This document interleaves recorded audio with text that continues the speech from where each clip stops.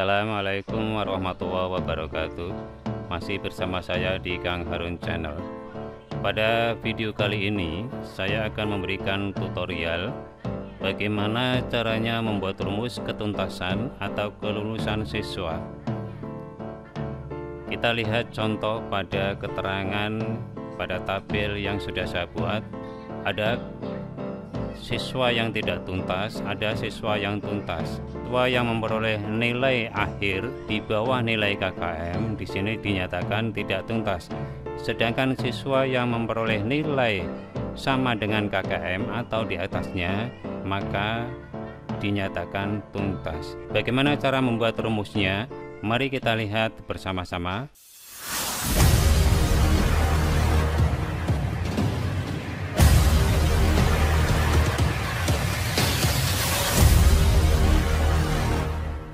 Di sini sudah saya buatkan tabel seperti ini.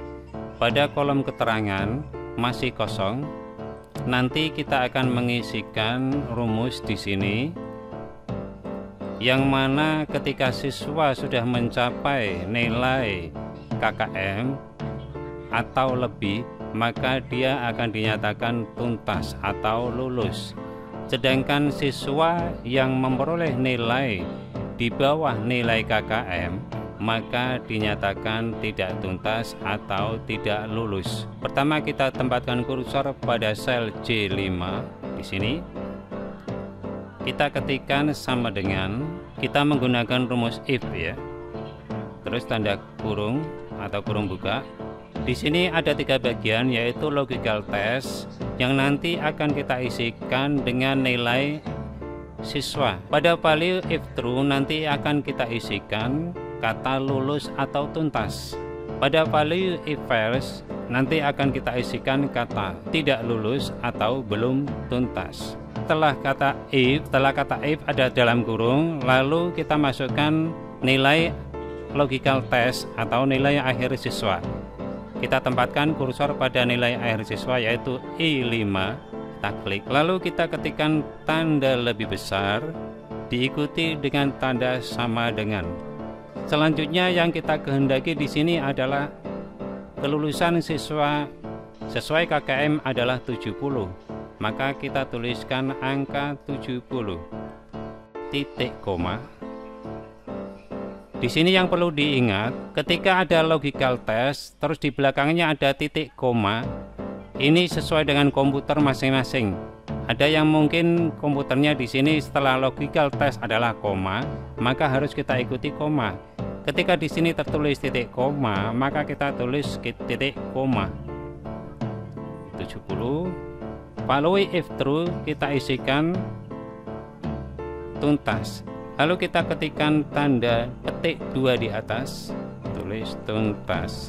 Tanda petik 2 di atas, terus titik koma, terus tanda petik 2 di atas lagi. Pada value if false kita isikan belum tuntas. Lalu tutup dengan kurung, lalu ketikkan kurung tutup. Kemudian tekan enter. Di sini nilai siswa yang pertama yaitu yang nomor 1 pada kolom I5 ini sudah diketahui keterangannya yaitu belum tuntas karena nilai dia adalah 64, sedangkan KKM-nya adalah 70. Bagaimana dengan nilai yang ada di bawahnya, apakah sudah tuntas atau belum? Kita ketikkan dengan cara klik pojok kanan bawah pada kata belum tuntas, kita klik terus kita geser ke bawah. Nilainya semua sudah muncul, ada yang belum tuntas, ada yang tuntas, ada yang belum tuntas, ada yang tuntas, sesuai dengan nilai masing-masing. Di sini nilai 64 belum tuntas, 85 tuntas, di sini 70 juga tuntas, karena nilai 70 sesuai dengan KKM. Lalu bagaimana kalau KKM 70 ini kita rubah menjadi 65? Di sini masih tetap belum berubah, keterangan belum tuntas, tuntas, belum tuntas masih tetap ya. Walaupun KKM-nya sudah diturunkan menjadi 65, tapi yang memperoleh nilai 67 masih belum tuntas. Bagaimana supaya ini sesuai dengan nilai KKM? Kita pastikan rumusnya kita rubah dulu. Caranya kita klik di sini.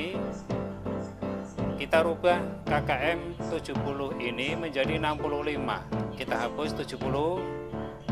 Terus kursor kita letakkan pada angka 65 ini. Kita klik di sini. Selanjutnya kita klik enter. Ini belum tuntas.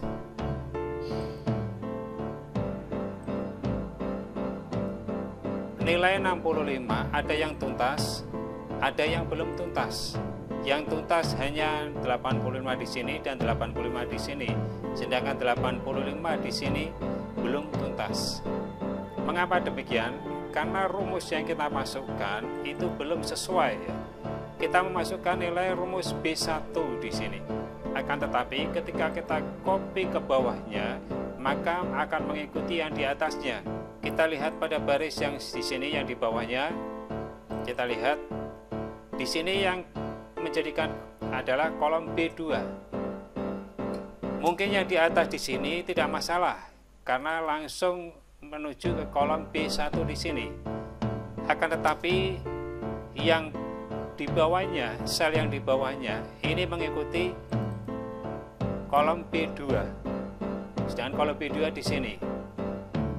Jadi tidak ada nilainya sama sekali di sini ya. Maka dikatakan tuntas. Nah, yang kolom di sini B3-nya adalah peserta didik. Jadi tidak sesuai. Padahal yang seharusnya logical testnya adalah angka 65 ini, tetapi di sini masuknya ke nama peserta siswa. Caranya, rumusnya kita letakkan kursor di sini tadi ya. Setelah B1, maka kita tekan F4. F4 ini adalah rumus absolut. Jadi untuk mengunci B1, ketika kita kopikan ke bawahnya, maka bawahnya juga akan mengopi B1. Coba kita tekan enter. Kita tekan enter, lalu kita kopikan lagi ke bawah. Berubah semuanya. Kita lihat rumus yang berada di sel C6. Kita lihat rumus yang ada di sel C6. Di sini mengikuti B1. Kita lihat C7 juga mengikuti B1. Kita lihat J8 juga mengikuti B1. Karena rumusnya sudah kita kunci ya. B1 ini sudah kita kunci sehingga ketika kita kopikan ke bawah, maka bawahnya ikut mengikuti yang di atas. Selanjutnya kita ganti tuntas atau belum tuntas ini dengan kata lulus atau tidak lulus. Caranya masih sama seperti tadi. Tinggal kita mengganti kata tuntas ini menjadi lulus. Lulus. Belum tuntas kita rubah menjadi tidak lulus. Terus tekan enter.